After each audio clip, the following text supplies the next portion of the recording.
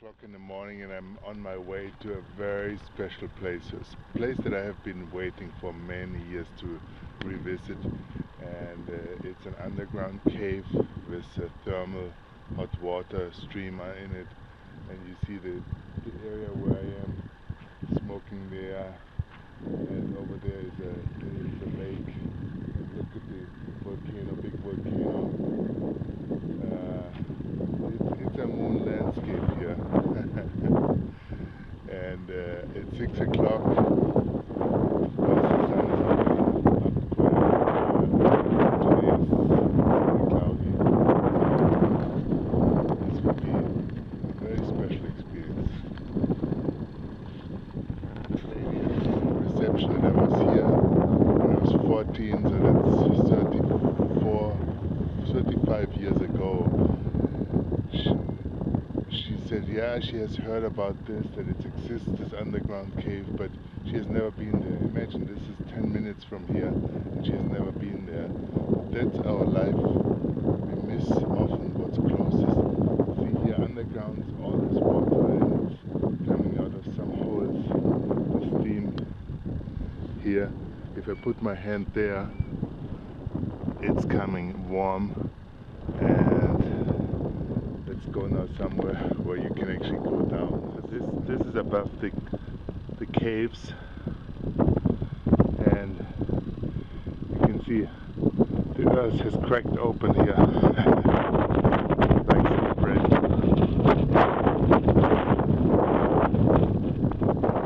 And here's again the American virus. Was not here 35 years ago, but now you have to be warned. And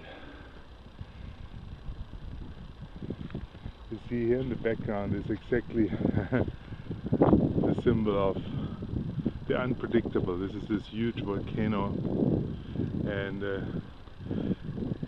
it's really a sign of hope, because imagine there's so much pressure in already 1 kilometer steps and temperature. So why is it not that when there's a volcanic eruption that all this power comes out from the center of the earth, and until, just like a balloon, you tap into a balloon or anything that has a bigger pressure inside than outside. If you tap it like a tire, the air comes out. But why not for the earth? Why? Same thing, why when you bleed, why is there a time that it stops? There's mechanisms to stop it that are not understood in physics, that we don't understand for the earth. And this is why we can take risk to some degrees without being afraid that the rock might fall right when we are there. There is protection for our life, for the earth, actually more than we imagine. And when we try to get security, avoid any possible risk, we make the basis for us having to get sick, to have traumatic events in our life. And I've gone through this, and I know I was different before that. And I want to give you a little bit a hint about this, how you can really avoid much worse things by taking little steps of discomfort.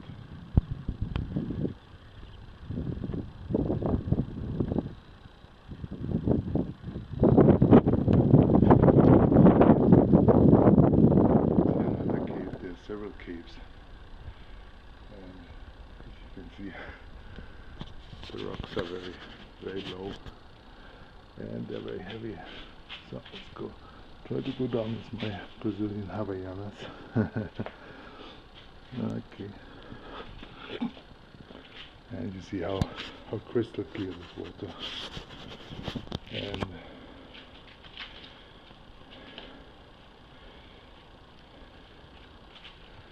this is, I think, when I remember from yesterday, a little bit more hot.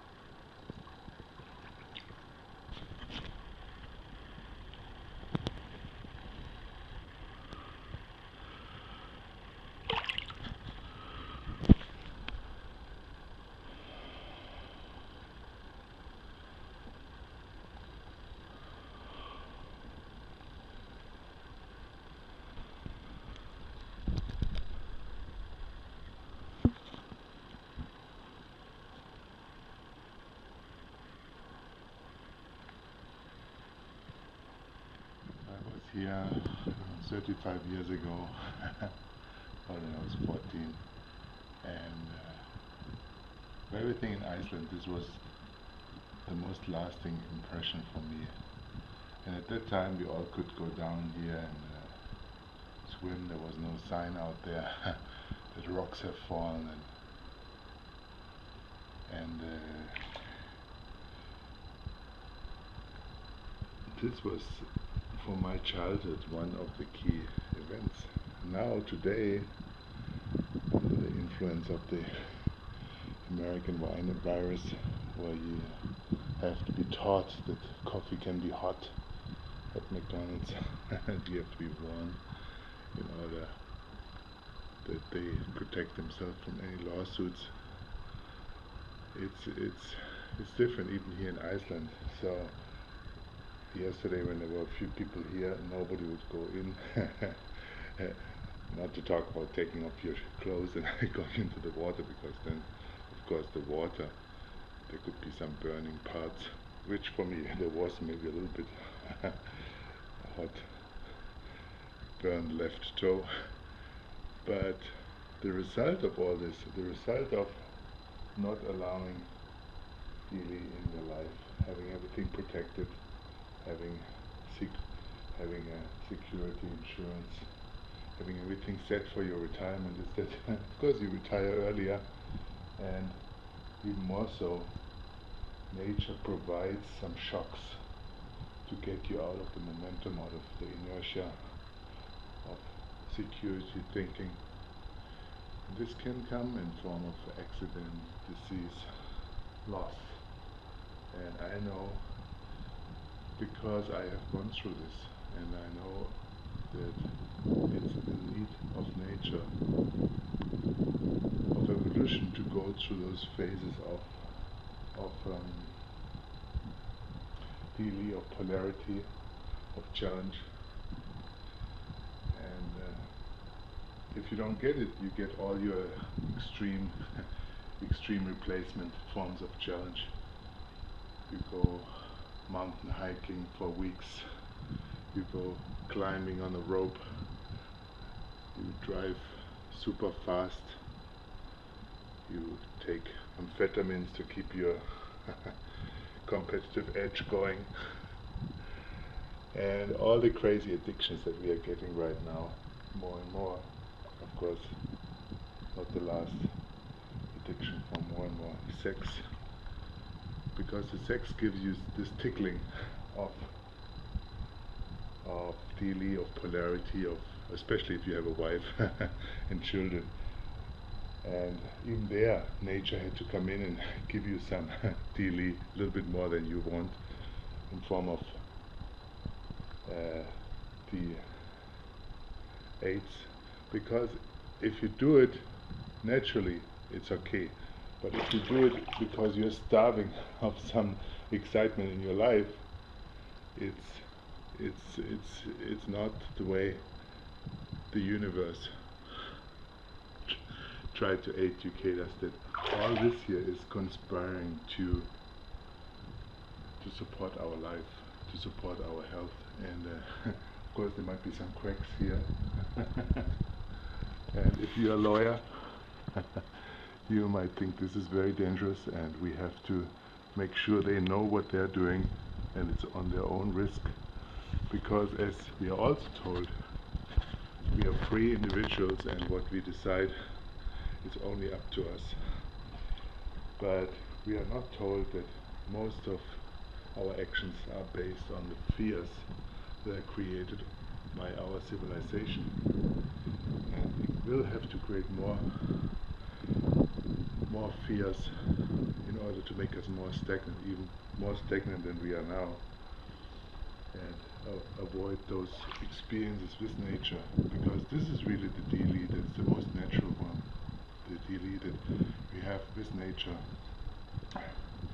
that sometimes can be a little bit risky. But of course some people think taking a cat in their arms is already too risky for them, and they have a cat allergy. But most of the time, this is the Dili, the polarity that was built in our evolution. And for most people, and especially children, this is less and less an option. So they have their food processed on their table. They know there's never any shortage, at least they have never seen any. And so eventually they have to grow up and create their own daily. Stealing at the supermarket because they have some tickling, or hurting themselves with some glass because their life is so boring, or of course taking drugs. And then we are surprised. Why? They have everything, they have all the protection, we give them all what we know is good and what is safe, and still they are doing these things. So now with the idea of the DLE, of the polarity that is necessary, it's not such a surprise anymore. And maybe some people start to change something in the way they see caves. And caves, even if there are rocks like this that might fall anytime, and that have fallen, and it will fall again, still they would want to go for an experience like this. Not fast like this. Of course you can underground on the open air and have some Icelandic wind touching your skin. It's very simple, but who has had this kind of experience? And so I know the nature contact is the most natural DLE that we are missing. That's part of my teaching, that we don't have to go for a month on a farm. No, it has to be part of our life. It has to be a part of our everyday life. Some contact with a tree.